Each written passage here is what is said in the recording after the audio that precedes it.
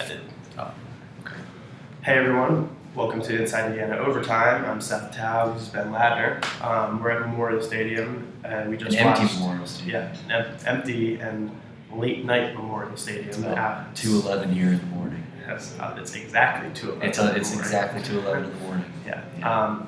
We just watched Indiana play Ohio State, number 2 in the country. Their final score was 49-21 Ohio State. Indiana got off to a very good start. I mean, they led at halftime. They held a lead in the third quarter. But, just somewhere in that third quarter, the defense started to tire out. Yeah, I mean, Indiana played a solid 2.5 quarters of football in this game. And, certainly it's disappointing to hold a lead on a team like Ohio State and be right there in the game and have it slip away. But at the same time, there are also undoubtedly some positives that can be taken from this game. I mean, you look at that first half and the way they came out in the third quarter before Ohio State kind of keyed in on them. Richard Lego was slinging the ball around the field, really just letting loose and throwing pinpoint passes to his receivers. I thought Cindy Cobbs was unstoppable in the first half. The defense was really sort of that classic bend but don't break mold that we've seen IU have in the past, where they let Ohio State march down the field pretty quickly there on their first drive and then able to hold them to a field goal. Did it another time later in the first half. So definitely some positive aspects on both sides of the ball for Indiana in the first half, but like you said, in that second half, Ohio State, they were the more talented team. They were the better team, and they showed that, and they won, saying that. Right. You bring up Richard Lego. He had an interesting game. They leaned on him very heavily on offense. I mean, he threw 65 passes. That sets a new IU record for pass attempts. Completed 40 of 60. He went 40 of 65 for like 410 yards, threw 3 touchdowns, all of which came within the first like 2.5 quarters of the game. Yeah, they came within the first 2.5 quarters of the game, and he threw 2 interceptions also. One was a tip ball in the end zone that was kind of unfortunate, and the other came later in the game. And he also lost a fumble. But I mean, in the second half, they just did not run the ball at all. Even when it was still a close game, they just did not get any semblance of a run game going. Yeah, I mean, they could never find that consistent back to get them positive yards on a consistent basis. And we talked about that when we did our preview on the Facebook Live earlier this week about how it's sort of going to be a running back by committee type of thing for Indiana. And they don't really have that featured guy like they have had in years past. That really showed tonight, and there was the thought that maybe you have enough consistent guys that you can get some solid production out of that unit. But tonight they just got nothing from the running back unit, and it was almost literally nothing. I mean, it was I think less than 30 yards overall on the night, if I'm not mistaken. And they've got to find at least one guy who can consistently get them even 2 or 3 yards on the first or second down type situation, so they're not so predictable. They don't have to lean so heavily on Richard Lego, because like you said, 65 pass attempts is a lot, and he didn't even play the whole game because he didn't play the last drive when it was basically garbage time. And there was one other, Peyton Ramsey was in there. That's right, yeah. And there was one other drive when Ramsey was in there, also to kind of spell Lego. Majette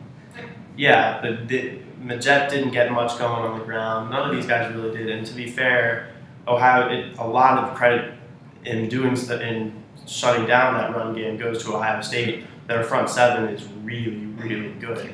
And you have to imagine that against a team that isn't ranked number 2 in the country, that maybe they'll find more success in the run game. And, maybe starting off against the number 2 team in the country isn't the best way to really find out who you are as an offense this early in the season. And I think a lot of it has to do with the offensive line as well. I mean, those guys were getting pushed around big time by the front 4 of Ohio State. And when you have guys like Nick Bosa and company just penetrating those gaps and getting in the backfield, you're not going to be able to open up very many holes for the runners to go up the middle and get consistent yardage. So I think that's a big part of it too, is they didn't really have those guys who could wedge out those gaps for them to use. Yeah, that's a great point. We were noticing that all game, really. I mean, again, Ohio State's front seven is just phenomenal, but Indiana's offensive line struggled for most of this game. I mean, they were holding their ground a little bit in the first half.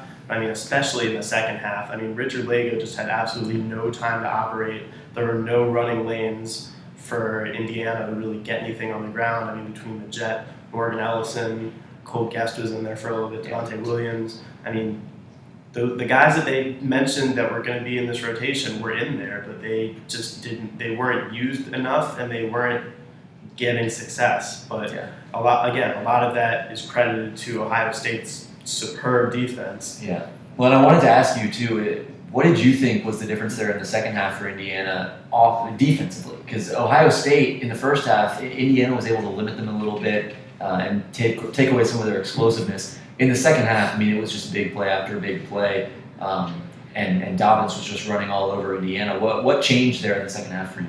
You know, I think it's a combination of I would say it's a combination of things. I mean, a lot of the touchdowns that were racked up were just some big plays that were given up over the air, and I think that those are just kind of a domino effect of just mistakes. Small mistakes in coverage, missed tackles, missed assignments, that kind of a thing. But with the run game, I think they just started to wear out a little bit, you know, especially in that third quarter. Indiana's offense wasn't staying on the field that often. I mean, they get the ball back and just go 3 and out, and Indiana's defense is back on the field. And, you know, J.K. Dobbins is a very good football player. J.T. Barrett is a very good football player. Mm-hmm. And I think those guys just started to wear down the Indiana defense after a while. Yeah, I thought also Ohio State got some really good downfield blocking as well. Zach Osterman was making that point on Twitter throughout the game about how their linemen were just getting downfield and the receivers too. Getting downfield and just laying out blocks and opening up those holes for those big 50 and 70-yard plays that they got there in that third quarter, which I thought was a big difference maker as well. Yeah, so Indiana moves to 0-1, Ohio State 1-0. Indiana hits the road next week to face an ACC foe, Virginia. We will not be in Charlottesville. No, we will not be making the trip, but we will still have coverage for you. They hit the road next week, play Virginia and Charlottesville, and then they'll return home for a few games.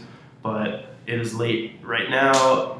That's about all we've got on this game. That's all I've got in my mind, man. I'm about ready to hit the sack. Our minds are thin. That's all I've got in my body. Past 2 a.m. Yeah, so. Let's wrap this up. For Ben Ladner, I'm Seth Tao. Thank you for watching and enjoy the rest of your weekend.